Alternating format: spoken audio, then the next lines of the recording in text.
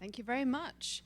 So I'm going to talk to you today about the journey that TripAdvisor has made into the area of sustainability over the last 2 years. I'm going to tell you some of the things that we've learned that we think are reapplicable to other companies. And I'm going to take you through some research as well, because not only have we launched a new way of trying to influence consumers, but also what we're trying to do is use data in a different way than has been done so far in the sustainability world. So, previous guy had the same issue. Where am I pointing to? Anyone have any idea? No? It flashes blue. So I just go sesame. Woo! Okay. So I just want to give you a little bit of background on the tourism market to begin with, because I think a lot of people, they think a lot about destinations and where they're going, but they don't tend to think about, the whole process of getting there and what it's like to travel. And what might surprise you to hear is that travel and tourism is actually the largest growing sector of the world economy. It is growing absolutely massively. 6 billion people travel domestically every year, and 1 billion people travel internationally. And just travel and tourism accounts for about 10% of global GDP. So the impact that tourism has on the world is absolutely enormous.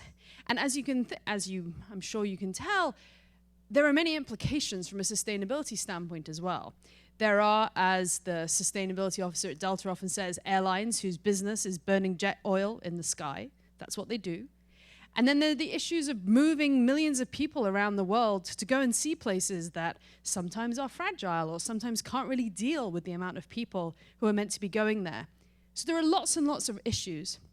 It's growing incredibly fast. And the other thing which is interesting is that it's disproportionate. So if you just look at hotels, it's over 1% of global CO2 emissions, which is really crazy when you think about it. It's much, much more than I ever would have imagined. Now, the reason why is because when you think about it, a hotel has so many people living in it in an incredibly intensive way. So if you were to take the equivalent number of houses, they would be scores times bigger than a hotel. But instead, what you're doing is you're concentrating all this activity into people who are only staying 1 or 2 nights somewhere, but they're using all the resources, and they're using the resources extremely intensively.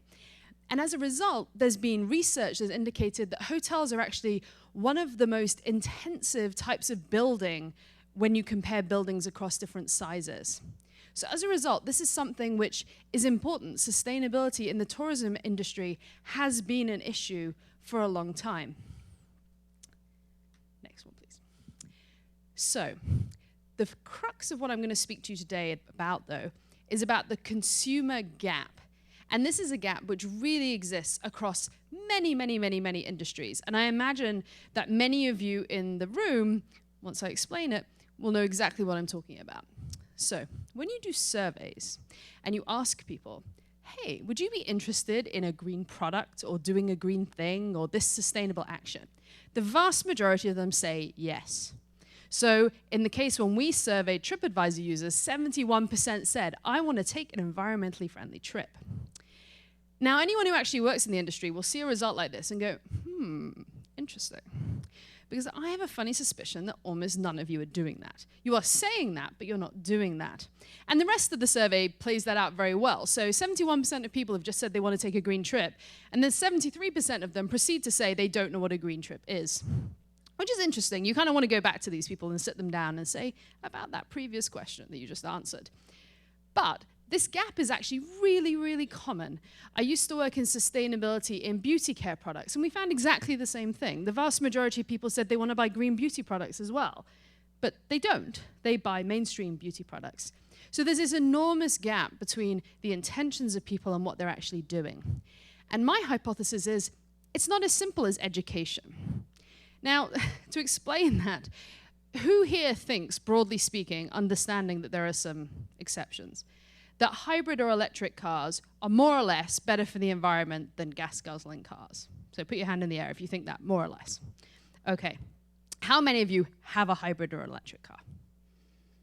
Okay, so this being a sustainability conference, there is more than one person, so that is great, and this is what I normally see. So the rest of you, is it lack of education? Because that's what you... Well, that's good. You hear from lots of people all the time, it's mostly about education, right? Like if only we could educate people to know more about these, then they would make the greener choices. But I would argue that that's not actually the case. Every single one of us in this room is highly educated on green topics, right? Like I understand the issues and I understand like which are better for the environment, and yet I don't always do that. In fact, a lot of the time I don't do that.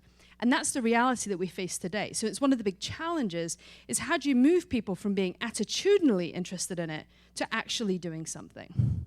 Now, on the flip side, when you look at the industry, 80% of hotels say, I have at least one green practice. The problem with this is that could simply be not changing your towels, which is fine. It's a good thing. It saves water and it saves energy, but it isn't exactly going very far. And not all hotels even do it. An awful lot of the hotels aren't consistent in doing it. So what we found is that there are two big challenges. The first challenge is that travelers want to travel green, but they don't. The second big challenge is that hotels are really skeptical about doing more green practices. So the reason that most of them aren't doing most things is because they're not sure that people care. And it's partly because of that first issue, right? They don't have many people asking them about it. They don't have many people choosing them because of it. So just from a business point of view, they're like, I'm not sure I should prioritize this. They're not sure that it pays out. There are some things which are cost saving, and that's a no-brainer for them. But other things, they're just very unsure about. And on top of that, if you work in marketing or promotion for a hotel chain or an individual hotel, you're comparing lots of different purchase drivers. Now, like I mentioned a minute ago, for the vast majority of people, sustainability is not a primary purchase driver. There's a niche of people for whom it is, but for the masses, it isn't today. And so the hotel marketing people go, well, I could put the money behind this online campaign about Hilton rewards, or I could do this thing on Marriott on lowering the prices, or I'm a local hotel and I could do a promotion about a farmer's market I'm working with at the moment. But very few of them sit back and go, I know what we'll do. Like, we'll really go for green and we'll really communicate that. And that's for understandable business reasons. Now, there are exceptions, obviously. So there are always sort of like individual leaders who really see the future and are really, really pushing. But for the majority, and that's really what I'm talking about today, about trying to move from this niche to a majority, that hasn't been happening so much. So this is where TripAdvisor comes in. So the CEO of TripAdvisor about 2.5 years ago was looking at the company and looking at where we could go from here. So TripAdvisor is the world's largest travel site. It's enormous. We have over 280 million users every month. And it has a very unique position. So first of all, it influences the traveling community a huge amount. A very high percentage of people now use TripAdvisor when they're planning their travel. So we have a very captive audience of people who come here and this is their normal behavior. On the other side, it influences the industry extremely heavily, much more so than I ever would have imagined before I came to TripAdvisor. So there are many hotels around the world whose general managers are paid their bonuses based on their rank on TripAdvisor. There are investment companies that make investments based on reviews on TripAdvisor. And this is partly because the hotels have discovered quite a long time ago that every half a point you get on TripAdvisor, you make more revenue. It's very direct. Now, as a result, what that means is that TripAdvisor not only has relationships with millions and millions and millions of hotels, but they also really care about what goes on TripAdvisor. So we have this influence both with travelers and with the community. And finally, we're hotel agnostic. So what that means is we don't care what hotel you go to. Now, with some websites, they do, because the way their operating model works is that they're paid disproportionately by this chain or by this chain, by this type of hotel or this type of hotel. So an online travel agent may well really have an incentive to try and push you to a certain brand or a certain type of hotel. TripAdvisor really genuinely doesn't care. As long as you come to TripAdvisor and you research, wherever you go then is fine with us. And that, again, it gives us this unusual situation where we're connecting across the industry, but we don't have an agenda. All we want to do is encourage people to go on the trip that best suits them, whatever that is. We really don't care where you go. So this put us in a very unusual situation. And what we decided to do was try and address those two issues that I told you about previously. So first of all, travelers want to travel green, but they're not.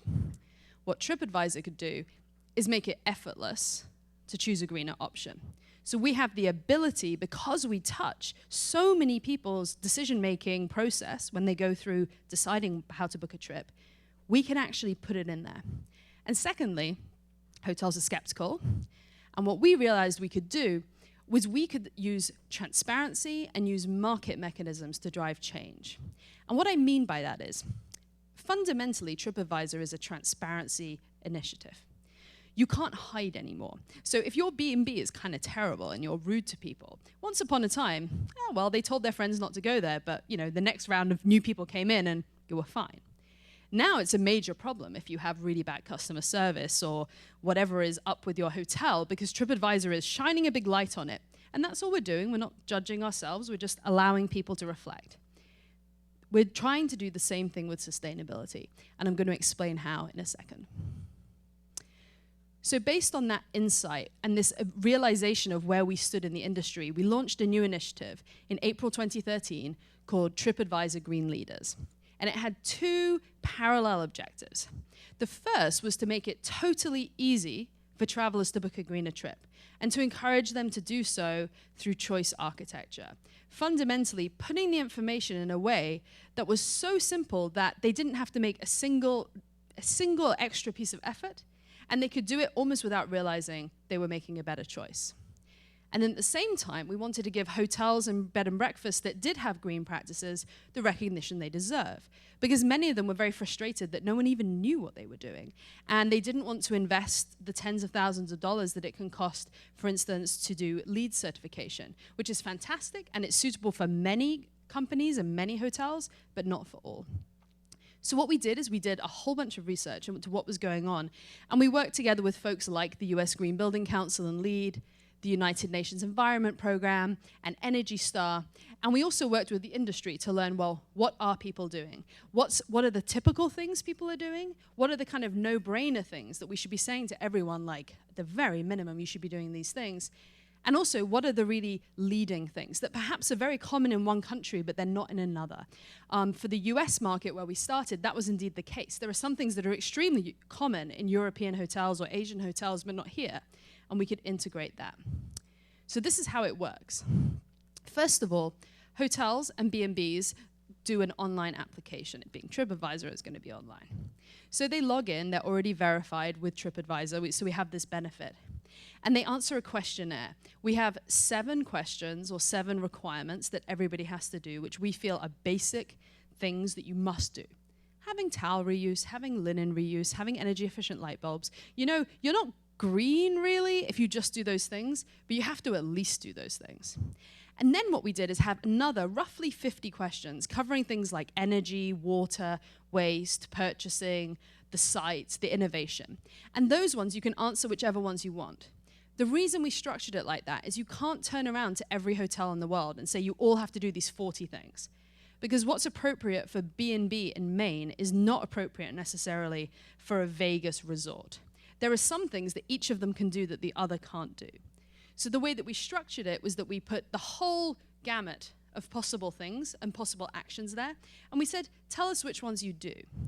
And then assigned to that, you then get a level. So if you only do the basic things, we say you're a partner, but we don't put you on the site. We say for now, you're not doing enough to warrant having a full recognition on the site.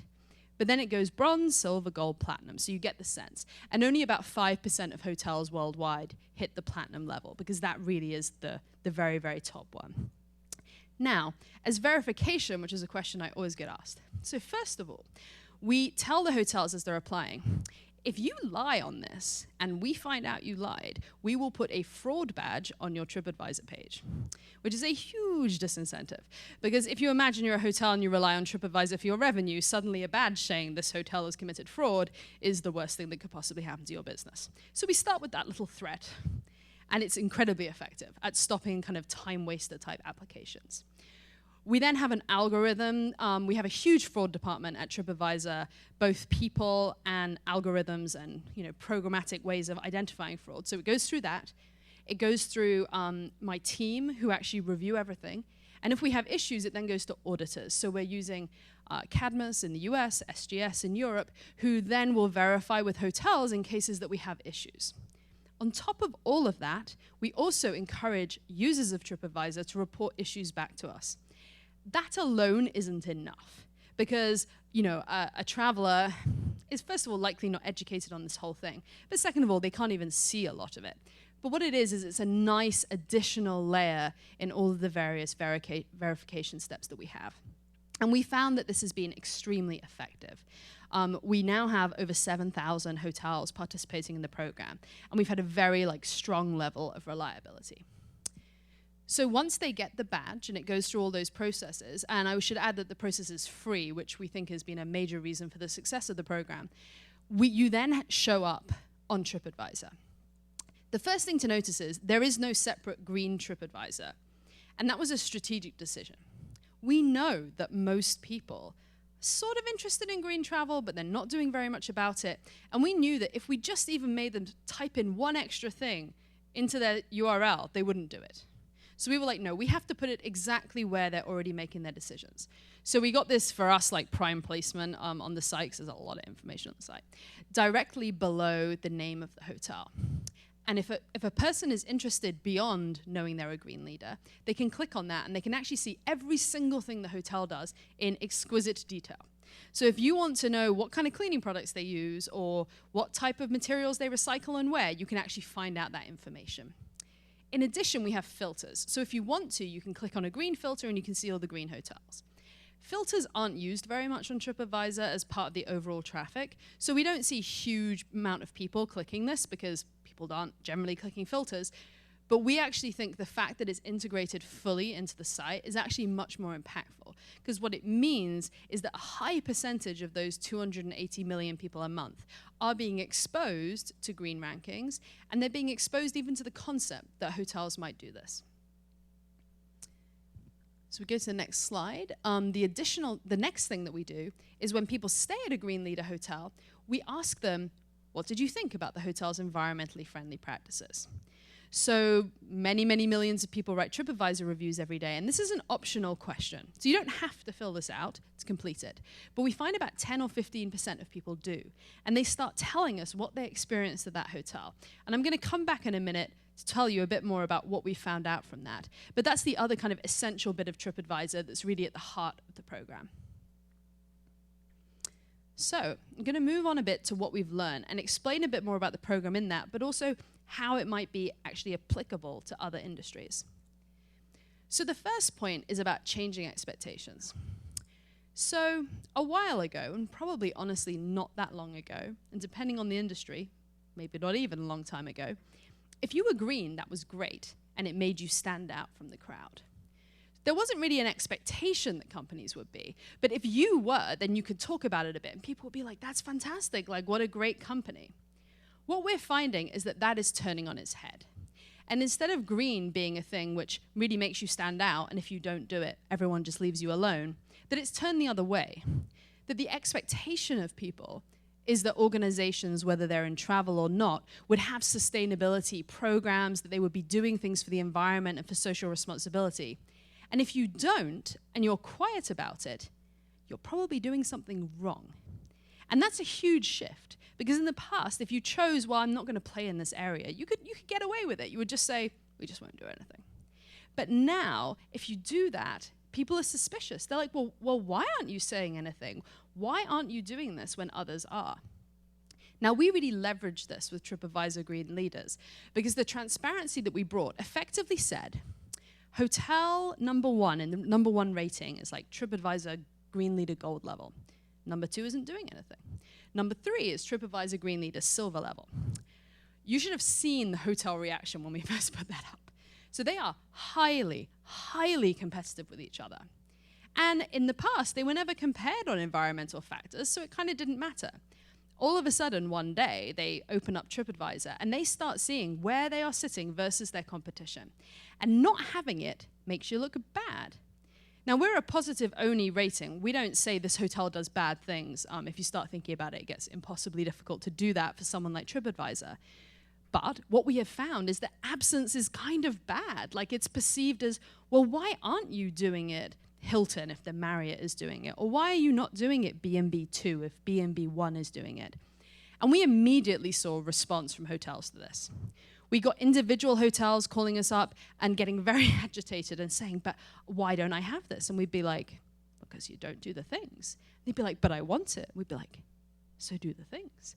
And funnily enough, many of them have. It's actually quite remarkable how many hotels have come back to us and said, you know, we weren't even considering this before, but now you've put it up there, we realize we need to do it. Or our general manager was always very resistant, but because he cares so much about TripAdvisor, it's the dual aspect as well. The one is, we don't want to look bad versus the competition. And the other one is, this is a free way to stand out on TripAdvisor. I don't need to buy ads, I can just do this thing, and I'm going to look better on this platform that drives an awful lot of revenue. So I think that this generally is a shift that we're seeing. It's partly the expectations of the community, and I think it's partly how industries are going. But it's a changing expectation. In the future, being sustainable, having sustainable practices for companies is becoming a point of entry. The second thing is all about transparency. So I've already talked a bit about this, but this is really the absolute heart of this program. And I think in many ways, the absolute heart of sustainability. So generally, life is getting more transparent, right? Like in the world of LinkedIn and online dating and all these things, we're putting all this information about ourselves online. And we're increasingly also expecting other people to put that information online. Once upon a time, if someone sold you a product, they just sold you the product. Okay, that's fine. But now, if we don't know what's in that product or we don't know where it's manufactured, there's a sense of doing something wrong. Now, sometimes when I speak to people in the hotel industry about this point, they're like, no, it's fine because I have a sustainability report, so I'm transparent. Sustainability reports are very important, and they're great, and I'm super glad that people do them. But that isn't how real people live their lives. So this is another one. Everyone in the room is interested in sustainability. But if you tried to read a company's sustainability report for every single thing you bought or interacted with all day, you would be totally paralyzed. Like, you couldn't do it. So the fact that the information is available somewhere isn't really the point. The point is that we now expect the information easily available at the time when we need it, where it is. So instead of asking travelers or asking consumers, oh, if you go to this other website and you scroll down, you can find this out. Instead, they're like, no, just tell me where I am. And it's a little bit akin to food labeling, where now you can just turn over to the back of packaged food and you can see the information that's going to be in there. It's not perfect, but it's a lot more than there was in the past. And this transparency aspect is really the heart of Green Leaders. We wanted to try and bring transparency, put a mirror up to the industry. And at the same time, in the hope, and indeed we're seeing this, the transparency would also improve behavior. Because it's an awful lot harder to lag behind if everyone knows what the industry is doing and everyone knows what competition is doing. And I think that transparency part is something that easily transfers into many, many other areas. Now, obviously, as TripAdvisor, we have a lot of advantages on this area because we already cover the whole industry and we're hotel agnostic, so it doesn't seem like driving one agenda. But I do think there are other industries that have organizations like this or individual companies that have the ability to do it. And we're seeing a lot of results and a lot of movement as a result of this. The third thing is about making it easy and about making it automatic. So as I mentioned before, people are interested, but the big insight is they won't go any further to buy a green product. They won't pay any more money to buy a green product. They won't buy a green product if it doesn't look as nice, if it doesn't smell as nice, if it doesn't perform as nice. But if all those things are true, they will buy the green product. And what that fundamentally means is that it's about trying to make it incredibly easy and about making it automatic. So I had the pleasure a few weeks ago of meeting BJ Fogg, who's a professor at Stanford who runs the behavior design lab. And he was telling us all about this theory. And it was one of those things where you hear the theory and you're like, that kind of explains something I've been thinking, but never could precisely put into words. So his whole concept is, you need to be specific about what you want people to do. So in our case, we want people to book a green hotel. That's pretty specific. Then you have to make it really, really easy. You have to focus as much of your effort on taking away all the barriers, whatever they may be, so that there's no excuse that you wouldn't pick the green option. That means it has to be the same price, it has to be the same performance, it has to be as easily available, you don't have to log in suddenly, you don't have to do anything. And then you need a trigger. You need to trigger people into the behavior. So we have the benefit of already being in the place where people are booking. So it's pretty easy for us to trigger. But there are other ways of thinking about, especially from using mobile technology or looking at how people are moving online, to how you can trigger them. Interestingly, this is his theory, he thinks that the motivation part about trying to make people want to do something is not even worth looking at. Fogg's concept is people already know what they want to do and what they don't want to do, and trying to persuade people differently is extremely hard. But the benefit we have with sustainability is the vast majority of people think sustainability is good. The vast majority of people want to be environmentally friendly. So we don't have to work on persuading them to do that. What we have to do is make it super easy for them to realize that wish that they have, because the slightest obstacle is going to make them stop. So really focusing on making it easy at a very specific thing you want them to achieve, and then triggering them. How do you get them at the right time? No point triggering someone about green cars when they're not even thinking about buying them, because it just doesn't last. You need to be right there at the moment that they're making the crucial decision. The fourth step's about socializing the process. So this is another, enormous trend. It's hardly a new thing for me to say. But I think one interesting thing about user-generated content and aggregated is that it's kind of old school word of mouth in a different format. So the number one thing that people trust, way ahead of TripAdvisor and things like that, is friends and family recommendations. So if you ever ask people, how do you decide something? Say, ask my friends and family. Well, this is great, but it's quite limited, because if I want to go to Belize to a hotel, I can start phoning everybody. I mean, these days are right on Facebook, right? And I'll get a few people telling me, but I won't get everybody. And there'll be lots of people who, aren't available or whatever it is. The benefit of user-generated sites is it's like all the word of mouth in one place at one time. Now, obviously, it comes with caveats, right? It's someone's opinion, so you might not agree with their opinion. And so you always have to read these things and apply logic on your own to them and understand that some people are crazy, some people like everything. And so you do have to, you have to exercise a little bit of judgment on that. But at the end of the day, it's like all your friends telling you at the same time what is a good idea. And I think that that can very clearly apply to sustainability as well.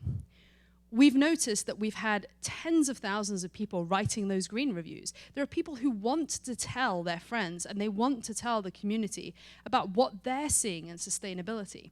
And that actually counts for so much more than a company telling someone about what they do. The reality is there's a very high level of skepticism of corporations and what they say about the environment now. It varies by country, but if you go to the UK, where I'm originally from, people just don't believe it at all anymore. They're like, everyone tells me they're green, I think it's probably all fake, don't believe it anymore. But the comparison is that if you have your friend telling you, the levels of belief are a lot higher and they're a lot more convincing. So we try to harness that. There's still a long way to go. We still only have about 10-15% of people who stay at these hotels commenting, and we really want to increase that number. But it's a start. And I think it's worth thinking about how else can you try and socialize this? Instead of you, a company, telling people, how can you get your customers to tell other customers and to talk about it within themselves? Because it's going to be so much more compelling.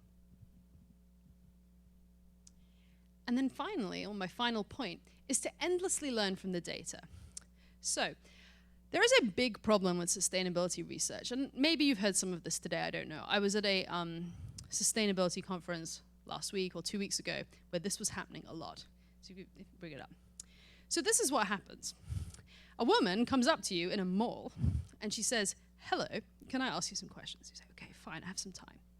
And she says, so tell me what you think about green hotels.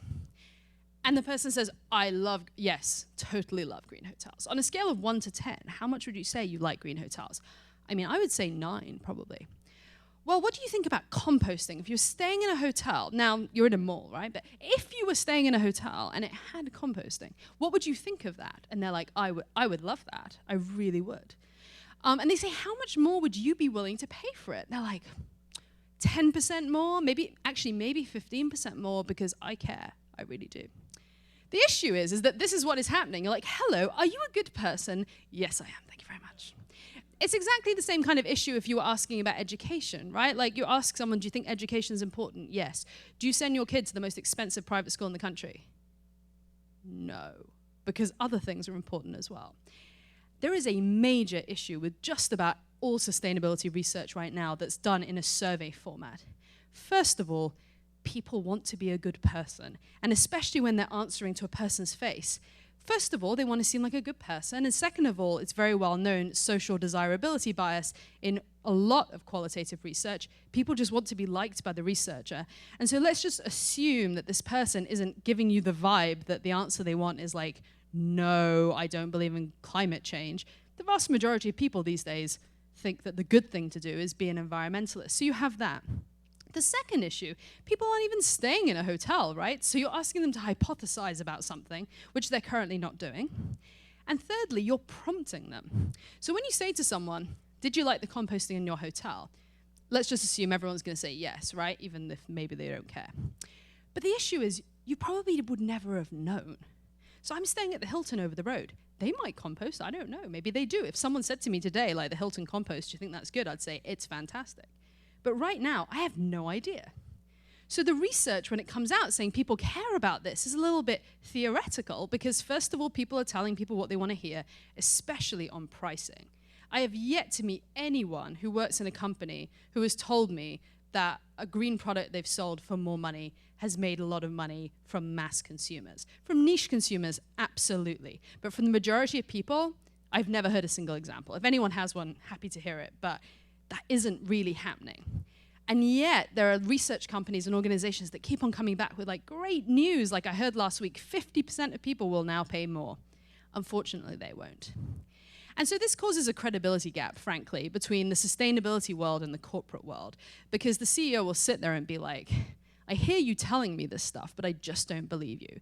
And unfortunately, it kind of undermines everything, actually. When you go in with a statement, which the CEO knows from their experience is like, wildly wrong.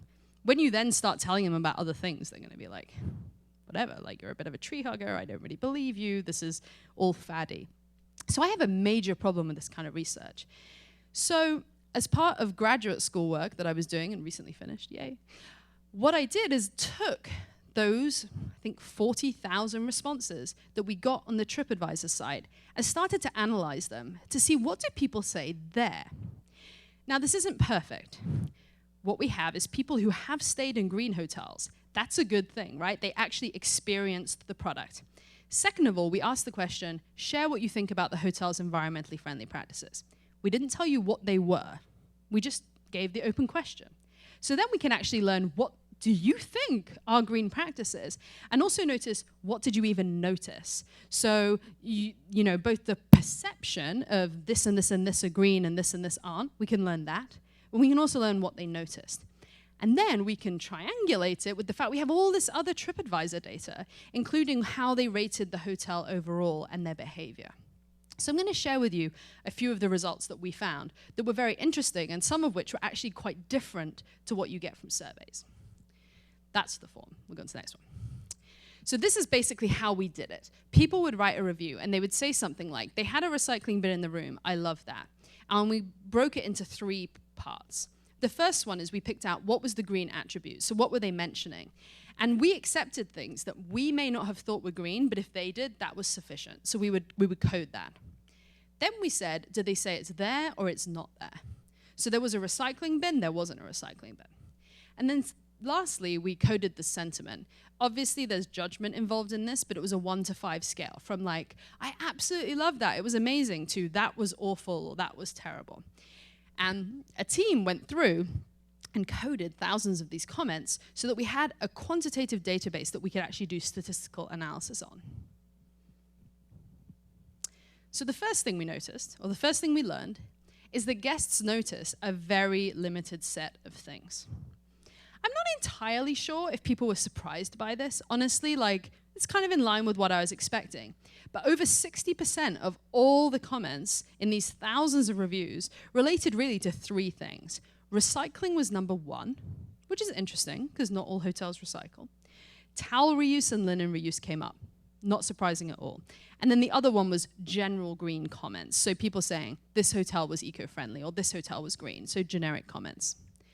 But this was interesting because it did immediately indicate that the vast majority of things that hotels do right now are not noticed. That could be because consumers aren't noticing them, or it could be because they're not being communicated and people don't know. But these are the things they do know. And if you're a hotelier, this matters because you need to make sure you hit these things. If you don't hit these ones, people will think you're not green at all. But it also shows where you may want to increase communication. The second thing was that visibility matters.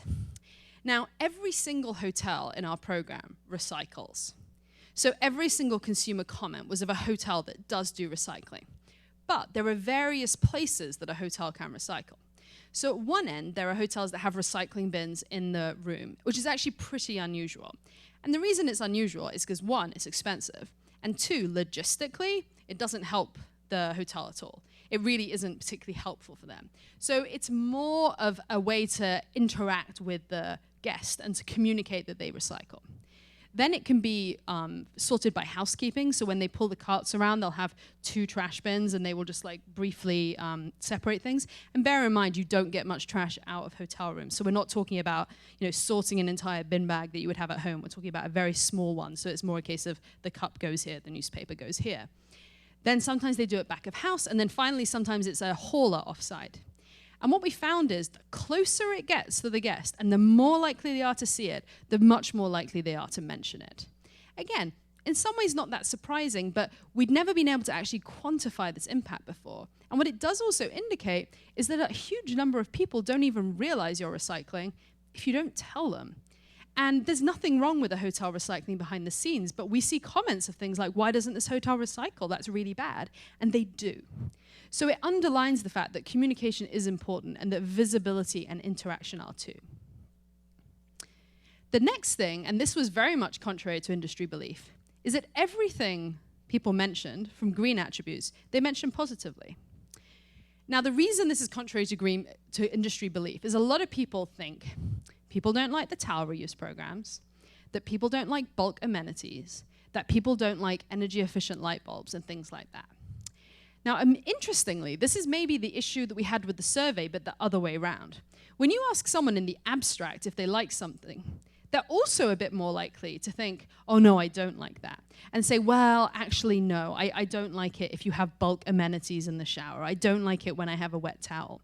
But in reality, they don't really notice it because they're not being prompted to notice it. No one's coming up to them and say, see that bulk amenity thing? What do you think of that right now?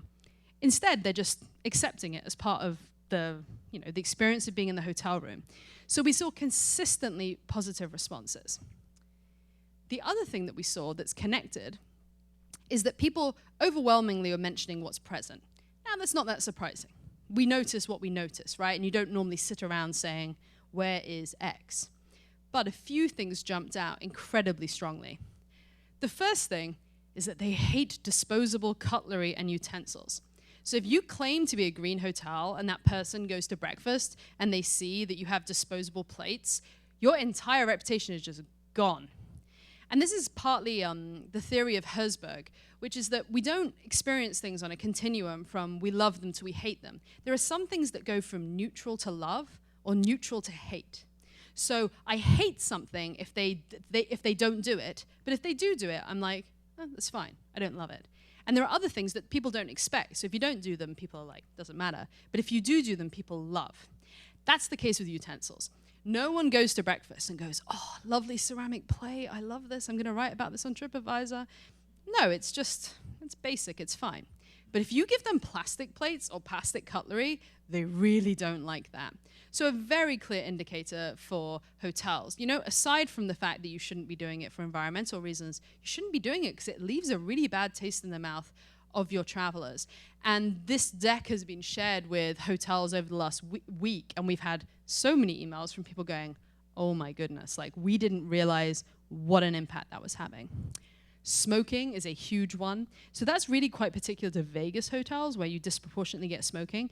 But if there's smoking in the hotel, people would comment on it and they would say, this is not environmentally friendly. Smoking is not green. That's bad. And then finally, and amusingly, like when I tell people what I do for a living, this is normally the first thing they say. I stayed in this hotel and I hung my towel up and then they changed it. I hear this constantly, and it's an issue with towel reuse programs, that they replace them even when you don't want to. And people were saying that. People are saying that in these reviews. So the interesting thing on that is that most sustainability departments in hotels are central, so they're in the headquarters. What you may or may not realize is that most hotels are franchised. So Hilton doesn't own your Hilton. Marriott doesn't own your Marriott. It's a franchise. And what that means is that the central franchise people are trying to push through policies to franchisees who can choose whether to do it or not. On top of that, housekeeping is a very, very cost-sensitive thing. The housekeepers have to do huge amounts of work very, very quickly. They often can't speak English. There's a very strict policy for literally you take the towel in your left hand, you walk in 5 steps, you turn left, you go in the bathroom, you do this, then this, then this. They're trained very specifically. All of those reasons mean a lot of the time the hotel manager is like, well, we'll put a thing on the wall about the towel reuse policy, but that's about it. We won't enforce it. It's too complicated. There's too much turnover. And the franchise people get really annoyed because they're like, but we want to do this. It's important for our image. It's in our brand standards. You should be doing it. And the general manager's like, okay, because the thing is, it's been invisible until now. So people will be annoyed, and if you meet the head of Wyndham Sustainability in a bar, you can say to them, why do you change my towel? But that's about it. That was all the feedback they were getting. Now, because it's becoming public on TripAdvisor, and we're seeing hundreds of people mention this in reviews of hotels, we're actually able to shift that behavior. And they're now going back to general managers and saying, you now look bad on this site that you really care about. You need to change what you're doing. So it's another kind of benefit of the transparency initiative.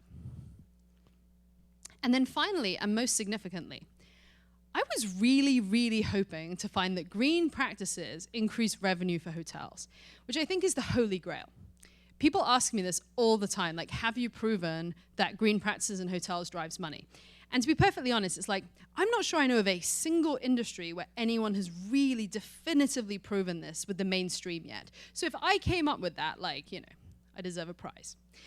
We haven't quite found that yet, but we've got very, very close. What we found from the research is that people who comment on sustainable food options, and that means vast majority is local organic, are scoring the hotel almost half a point higher, which doesn't sound very big until you realize that the vast majority of hotels on TripAdvisor are 4 or 5, and that every half point, and you can be 4.5 points, every half point has a tangible impact on revenue. And to try and improve your hotel half a point is actually really, really difficult. People invest a lot of money into trying to do that because they know it will pay out. And now we have finally shown that actually sustainable food options will push it.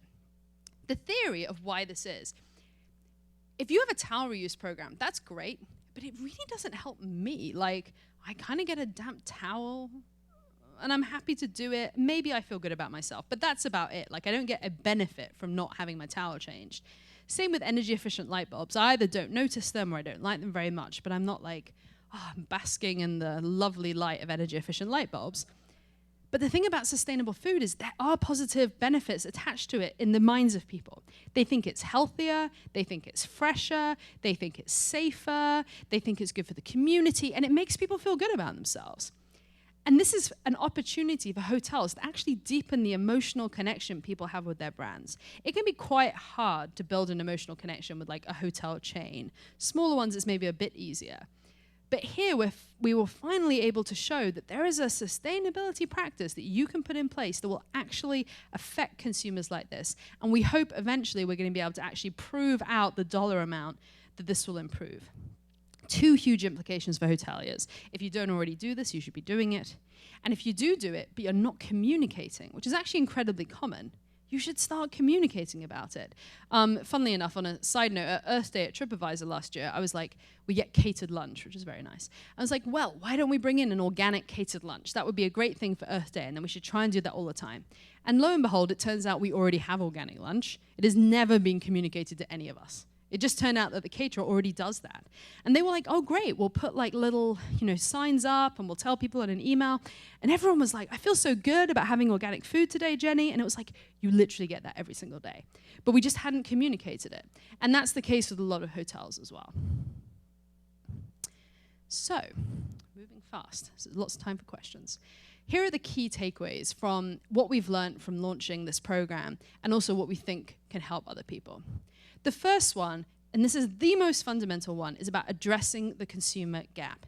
People want to do the right thing. You don't have to worry about trying to persuade them to do the right thing. They want to, but they don't have the time or the energy or the inclination to do it the vast majority of the time. So how can you make it so easy? You can always take away the options so they just get the green one by default, or set it up in such a way that there's zero additional effort required. It is difficult because if you're making a physical product, it's hard for that not to be more expensive or different. But that's really, I believe, where the future lies. Instead of expecting every consumer to be an activist when they have many other things on their mind, how can we provide them with better options so they don't have to make those decisions and they can live in line with their values without having to go out of their way? In an ideal world, I would love everyone to go out of their way, but I just don't see that as very practical. The second thing is that green is becoming an expectation. So just saying you're not doing it or you don't care is no longer really an acceptable excuse. It's becoming an expectation, particularly of younger people, but frankly of society as a whole. And that links very closely to the fact that transparency is really the key here. No one is perfectly green. No corporation is perfectly green. Every single company that talks about their green program inevitably has some area where they could improve or they could get better. A great example is Patagonia, where you can go on their website and you can track their global supply chain. And they say in multiple places, like, hey, we ship this from China and it's very inefficient. But that's what transparency means. It doesn't mean just tell your story in lots of places. It means be open about the good and about the bad, about how you're trying to improve and what's going on, and being open to the feedback, and not just writing a sustainability report. Sustainability reports are fine, they're good, it's good that they happen, but that isn't really what we're talking about here. We're talking about bringing transparency to people. Make it effortless, which I've already referred to. Socialize the process, which is a huge part. How can you get people talking to each other? How can you get people interacting and telling their friends about what works? And then finally, constantly mine the data. Say no to sustainability research that is conducted in malls. It really teaches us so little. It teaches us about how people want to be perceived by other people. And if that's what you're studying, fantastic, you can get those results. But you can't get results about how people really feel because they're so biased by the format. You can't get data about how they're going to behave because people, first of all, kind of don't know how they behave, especially on pricing. It's an unconscious thing for the majority of the time when you make decisions about price. And also, they're not going to tell you the truth. So try and look for alternative ways. How can you find less biased ways that focus on what people are actually doing and how they're actually acting outside of a regular survey environment? And that's basically it. Green Leaders, we managed to become the largest green hotel program in the first 6 months of launching, but we still have a long, long way to go. We're really trying to focus on improving hotels. So the first step was kind of putting a mirror up to them and saying, hey, everybody, this is what's going on. But the second step is about really trying to encourage them to change. We've seen it start, but we really think there's a long way to go. We have about 8,000 hotels participating now, which is huge for the industry and green initiatives, but it's tiny compared to the number of hotels that actually exist. So we're pushing on that, we're expanding in new countries, and at the same time providing information for travelers. Do all travelers, like as of today, pick green options? Of course they don't know. But some are starting. And by being in the place where people actually make those decisions, we hope that we're raising awareness of people who never would have even been aware of it before, and that we're starting to step into those kind of tiebreaker situations where people are like, this one or this one, they're kind of the same, but this one is more green. And we're actually starting to see those kinds of shifts. So I think that many of the things that we've learned apply to other industries, and I hope that they do, and that we'll increasingly see that, but I'm happy to answer any questions.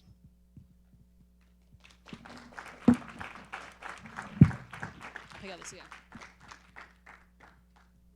You can hear. Heard in other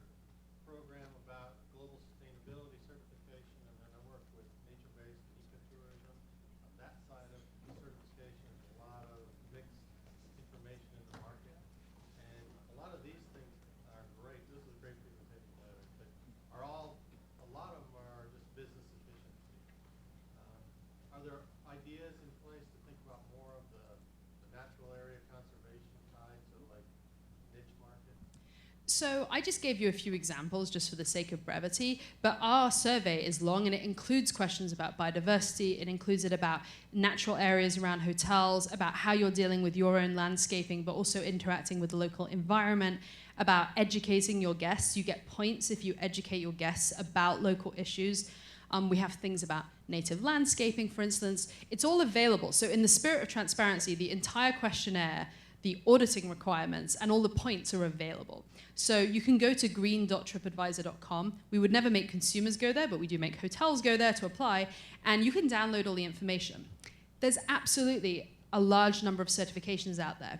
But in 6 months, we became bigger than the biggest one had in about 15 years, and we're now about 4 times bigger than the biggest.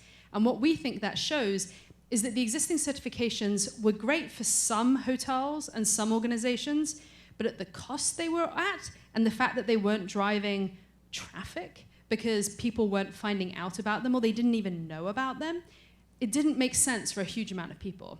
But with TripAdvisor, we have such a bigger audience and the program is free that all of a sudden it does make sense for a lot of people. And I think that's why we're managing to accelerate and hopefully engage a lot more people. There's been so much great work done on green tourism for a long time, but they've never managed to move into the mainstream, and that's what we think we're managing to do now. I'm lucky enough to own Morocco's first environmental hotel under the Kleebert system. And just to honestly say thank you very much for everything you said, because TripAdvisor as a hotel owner is both our love and our hate of our life. But you have single-handedly increased the quality of hotels around the world because we are watching you every day, and I'm delighted to hear you're doing this. But a very specific question. If you have a green hotel and we get on your system, does it affect the algorithm of the normal reviewing? No. It doesn't. What we do have is that, and some people really love this, is that if you press the green filter, and I'm going to be totally honest and say most people don't, but if you do press the green filter, it reorganizes the list. So you might be like the number 5 in Marrakesh overall. Number 7 for many years. Number 7 for many years. But if you are the best, if you have the highest level green leader, right, your green leader platinum, and it's like a combination of those two things, you may be the number 1 green hotel in Marrakesh. And we do have some hotels starting to communicate that. They get extremely excited when they realize that they have effectively gone up the TripAdvisor ranking. And we're fine with them communicating that as long as they put the word green in first. We are not in Marrakesh yet, and we're not in Morocco yet, but hopefully we will be soon. Because the reason I ask is we used to be really high up on your listing. We got one bad review from someone who wrote some inaccurate and wrong information. We've been in the 70s ever since. I can talk to you about that later. Okay. I really appreciate what you're doing here. I mean, part of the temptation is to say do more. And with any of these kinds of preference mappings, what I want is the ability to control it, not so that you put a weighted score, but so that I can say these are the criteria that are important to me. The one that I was intrigued not to see show up, and I don't know whether like most customers don't think about it or you didn't rate it as green, is HVAC.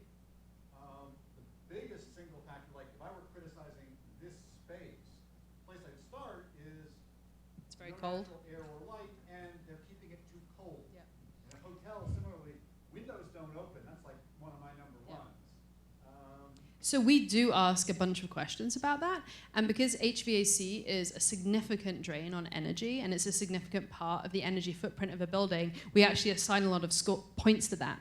The limitation of our program right now, and it's practical as much as any, is you can search by green hotel, but you can't search by those individual things. What you can do is if you look at a green hotel and you click on that bronze level or platinum level, it'll bring up a list and it will tell you about the HVAC system.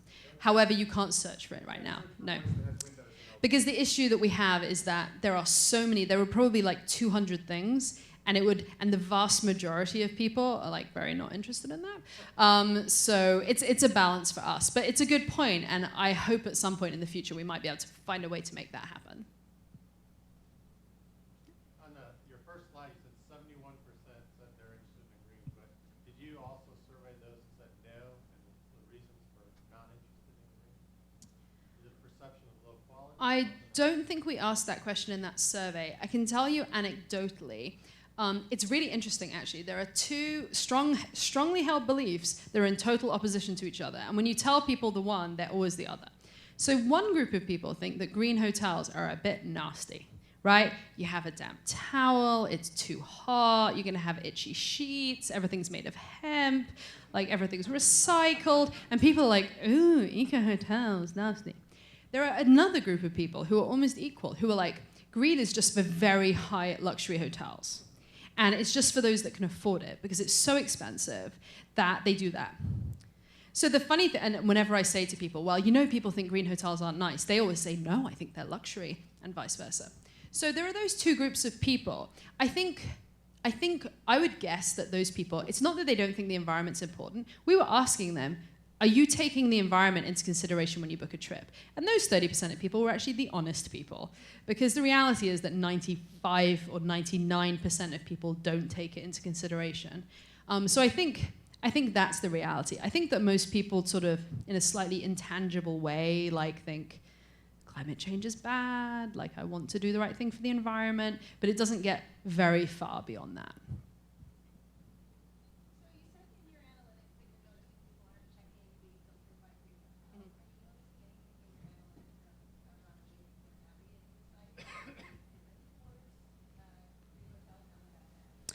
We have seen a small and currently not statistically significant shift towards the green hotels. Unfortunately, it's not statistically significant yet. I'm not entirely surprised, because the reality is, when we started, almost no one was picking them for that reason. So it would be very, very surprising if we put the numbers and suddenly like 30% of people were picking them. We never expected that. But we are seeing a shift in that direction. I would say we have been slowly growing over the last 18 months. Actually, it's quite fast, but we've been growing up. And we just launched in Europe 6 months ago. Now, the European market is classically like a lot more engaged in this, and we're working right now on Latin America and the Caribbean. And so I think partly as we grow, we're more likely to see that, both just in numbers, that there'll be more hotels to pick from. Because right now also, you might be interested in going to like the Upper West Side of Manhattan, and we might not have a Green Leader hotel for you. So even if you're interested, like you don't choose it. And secondly, you know, we're not hitting all the people who are interested in this yet. So we're continuing to grow, and I hope we find that. And as I mentioned before, that's the holy grail, because if I could stand here and be like, 10% more people pick green hotels and they make this much more money, I think I'd be like the first person to have ever proven that anywhere. So I'm trying. I would love to be the first person, but at the moment, not yet. One thing, sorry, I should add. We do see that Green Leader hotels on average have a 20% higher rating than non-Green Leader hotels. Now, I could be kind of like tricksy and kind of be like, hey, they score better. It's probably correlation and not causation. So I don't necessarily think they have a 20% higher rating because they're Green Leader hotels. But what it does indicate, and it's interesting to your point before, these are hotels people like staying at. So it undermines the argument that green hotels are like the cheap ones that are a bit nasty, because then they wouldn't have higher ratings. What it actually indicates is that hotels that really care about the consumer experience and are invested in that are more likely also to be doing green things. So that's been a positive correlation that we've seen.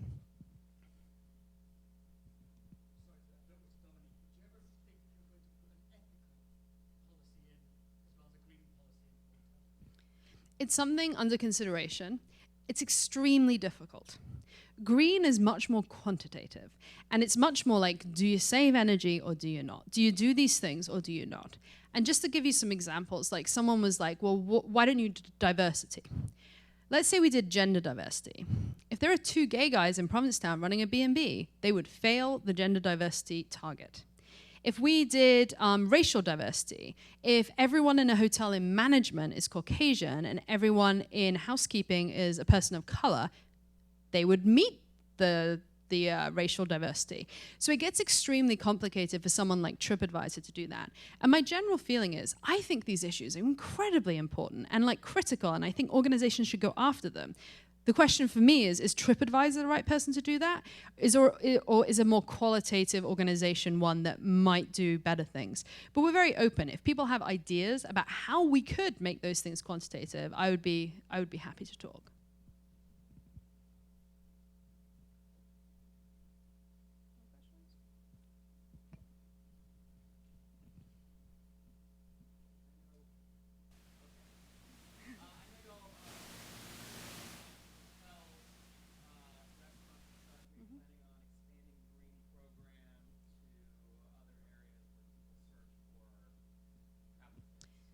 So our focus now is on hotels because that's where the vast majority of TripAdvisor's influence is today and the vast majority of traffic.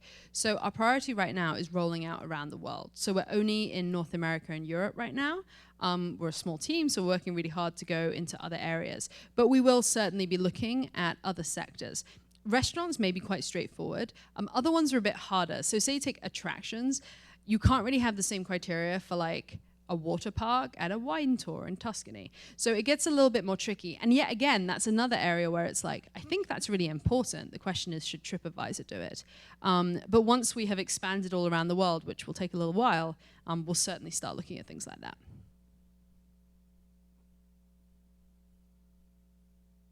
Great.